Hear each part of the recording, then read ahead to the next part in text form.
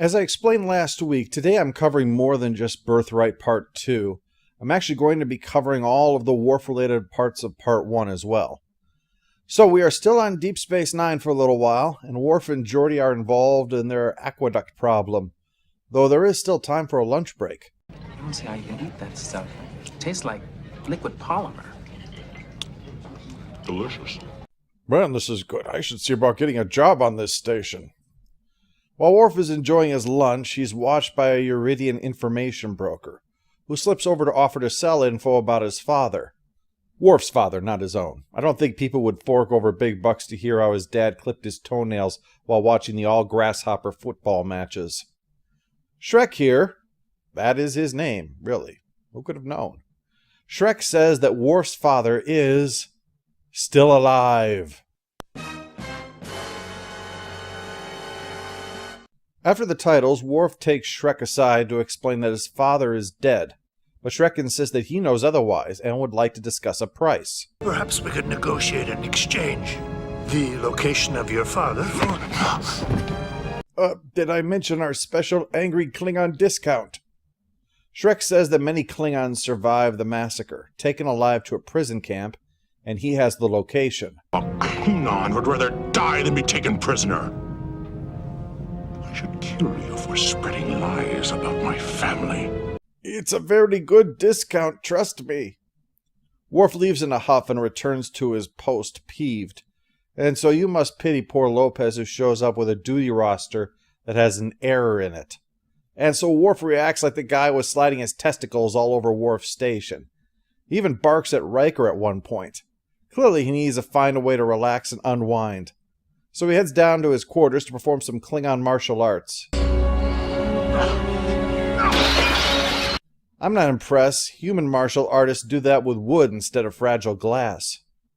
Troy picks that moment to stop by. Enter.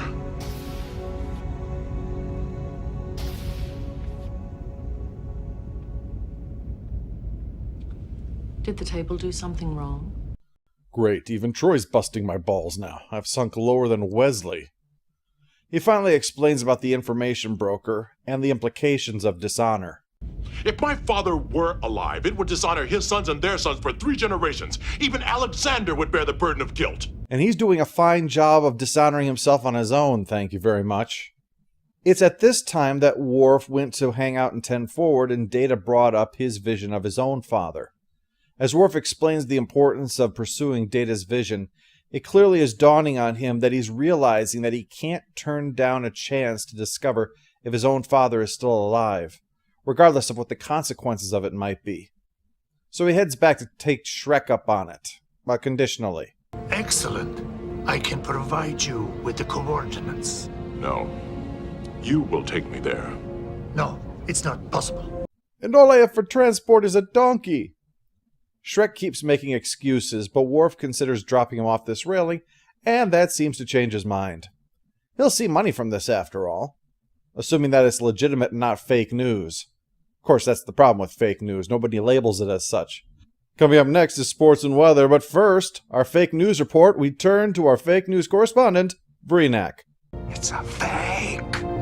So Shrek takes Worf there, explaining about the detection grid that will require landing far from the camp and heading through the predator-filled jungle to get there.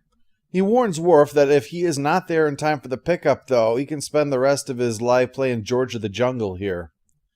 So Worf heads out and spots a Klingon woman bathing in a stream, but she spots him back.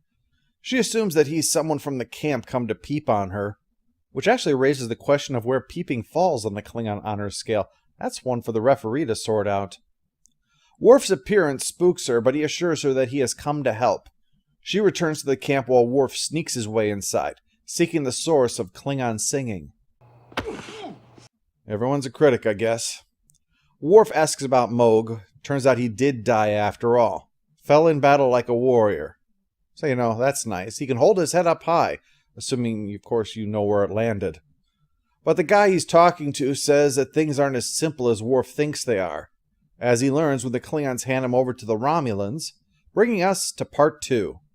The Klingons explain what had happened, that during the attack they were knocked unconscious by a blast, and the Romulans scooped them up for intelligence gathering and to be used as bargaining chips.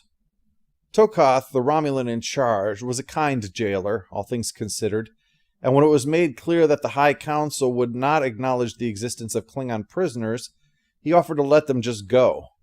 But with the whole being captured brings dishonor stuff, they didn't want to go home and ruin their families' lives.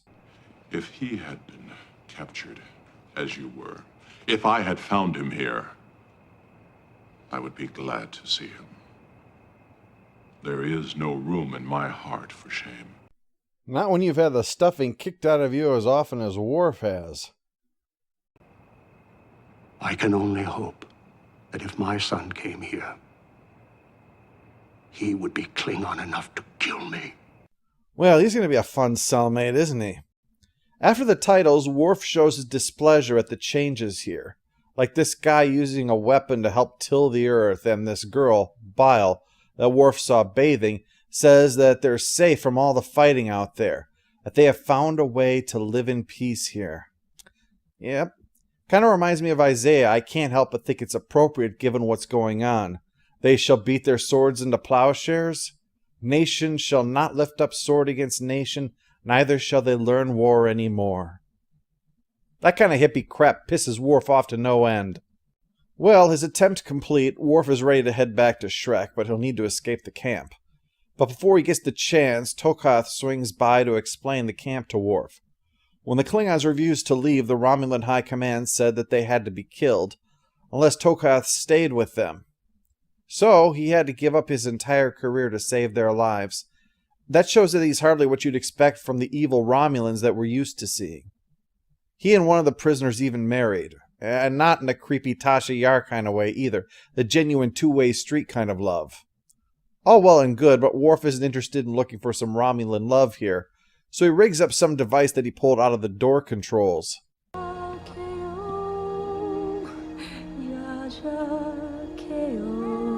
Do you know what that song means? No. I just like the melody. Pyrotechnics? They make these outdoor concerts great, man!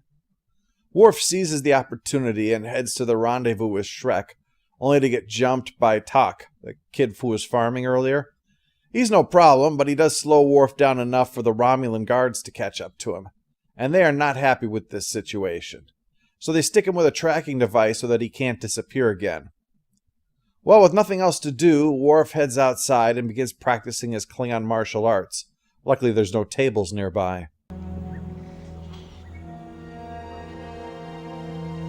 What are you doing? This is the Mukbara. Parabella Makbara! The others see what he's doing and decide to join in, imitating them. Tak figures the bosses won't like this, but once again he grabs Worf and once again winds up flat on his ass. But the others are intrigued, and Bile even takes Worf to ask about some Klingon items that her mother keeps in storage. But when Mom shows up, Worf is quickly tossed out. For someone they insist on keeping around, they sure don't want him here. That night he tells a story about Kahless to the youth, one which involves losing the sword of his father when his asshole brother tosses it into the sea, and Kahless weeping over losing that last piece of his father, subtly reiterating the point from part 1 about how a vision about a father is powerful imagery in at least male Klingon lore. And speaking of who's your daddy, Bile comes by afterwards for some flirting that Worf is only too happy to reciprocate, until he spots her ears. She's Romulan. How could your mother mate with a Romulan? Why shouldn't she? It is an obscenity. The bloodline must remain pure, mein Führer. Her dad's Tokath, which makes this even worse since he took part in the Khitomer massacre that killed Moog, an attack that is without honor in Worf's view, compounded by taking the Klingons here captive to rob them of their honorable death. Suffice to say, there's a lot related to honor going on here. In the midst of this rant against the mixed-race girl, of course.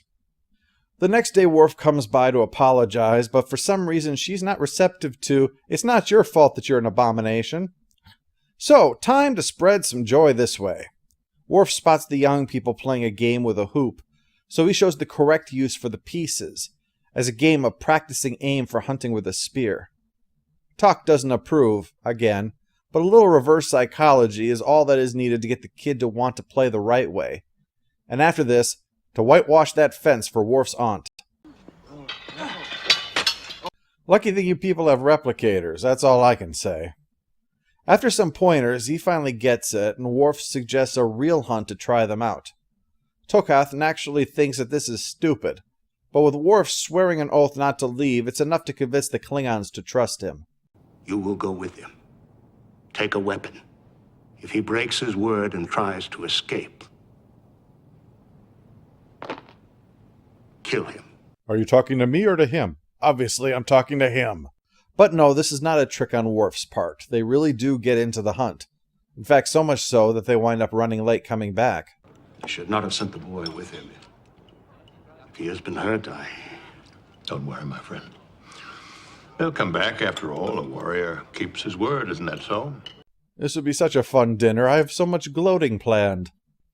Talk interrupts, hauling a dead animal back inside and dropping it on the main table. He's really embraced the whole Klingon thing. Even breaks out into the warrior's song that had previously been sung as a lullaby. He's got a lot of spirit there, and soon all the Klingons are getting into it. Tokath is not happy. I have done nothing more than show them who they are. No, you have shown them what you want them to be. They're both right in a way. Worf, remember, was not raised in the ways of the Klingons, like the young people here, so he sees himself in them in a lot of ways, the way that he could have been if he hadn't pursued the Klingon way of life. That way of life was, as the title says, his birthright, and it can be theirs. At the same time, though, he is indeed disruptive of a society that has discovered harmony, and his bigotry, however unintended, has been on full display. It's true they have lost something, but it's also true that they have gained something. Of course, there's no reason in a vacuum that both can't exist. There is not something inherent to the Klingon way of life that prohibits the peace that is here. But Tokath sees it only as a disruption of their perfection here. This is like Footloose, but with aliens.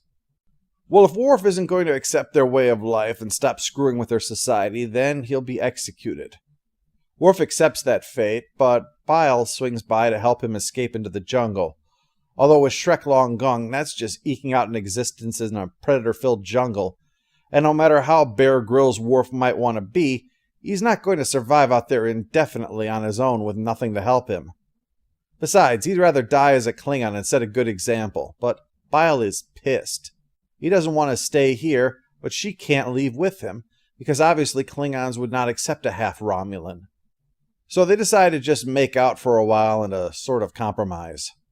Well, the moment of his execution is finally at hand, and Tokath gives a speech to explain that he doesn't want to, but there's no other way to protect what they've built here, so let's go and shoot Worf. To the amazement of everyone, especially anyone who has seen Tok in action though, he shows up in full armor and plans to shield Worf with his body if need be. This inspires the others until a whole bunch of Klingons join in as well to show that Worf is right. It's too late to stop the knowledge that he's brought here from taking root, and Bile's mother observes that maybe in trying to spare their children back on Kronos, they unwittingly betrayed the children they have here.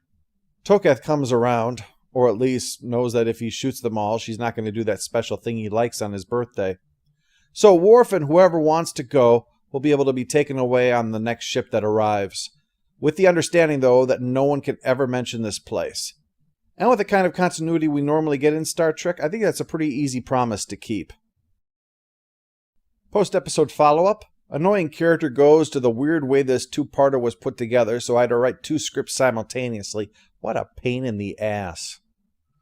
The score for Birthright's data plot is 8, while Worf's is 5. Data's storyline is a great, inspiring outing that shows Brannon Braga in his element, while Worf's is sadly just more Klingon stuff with nothing really remarkable. The storyline was intended to be an allegory for the separation from African Americans and the culture that their ancestors were stolen from, but that allegory doesn't hold up well in such a small story, trying to turn a dozen generations into 2 decades. And many see Worf less as the bringer of the true heritage and more of an obsessed purist who disrupts a peaceful community because it offends him to think that they should be this way. Without the strength of the allegory it wants to tell, It's just an hour of Worf giving lessons on the fictional Klingon culture, and that can only take you so far. If you're interested in Klingon lore, watch this episode. Otherwise, Roots is probably a better choice. And hey, you still get LeVar Burton, so win-win.